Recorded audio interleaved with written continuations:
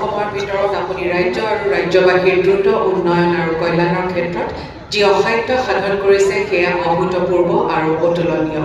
এতিয়া মঞ্চত অসম চৰকাৰৰ শিক্ষা বিভাগৰ বিভিন্ন চাকৰিৰ নিযুক্তি পত্ৰ প্ৰদান কৰা হ'ব। মই মাননীয় মুখ্যমন্ত্ৰী মহোদয়ক এই কাৰ্য সম্পন্ন কৰিবলৈ অনুৰোধ জনাইছোঁ। প্ৰথমে প্ৰাথমিক শিক্ষা সঞ্চালকালয়ৰ অধীনত শিক্ষকৰ স্থায়ী পদৰ নিযুক্তি পত্ৰ গ্ৰহণৰ বাবে ক্ৰমে শ্ৰীমতী মুন্মী ৰাজবংশী আৰু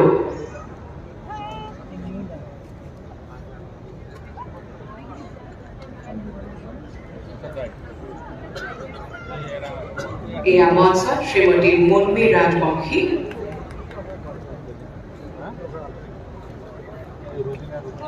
আৰু শ্ৰী হৰিশ চন্দ্ৰ গৌড়।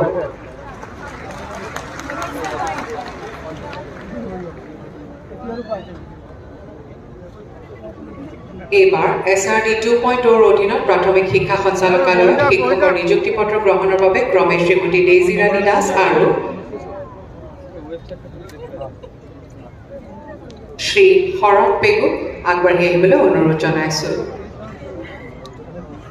এতিয়া প্ৰাথমিক শিক্ষা সঞ্চালকালয়ৰ প্ৰাদেশিকৃত 2017 টিউটৰ শ্ৰী লিটুল বৰদলৈ শিক্ষকৰ বাবে নিযুক্তি পত্ৰ গ্ৰহণৰ বাবে আগবাঢ়ি আহিবলৈ অনুৰোধ জনাইছোঁ।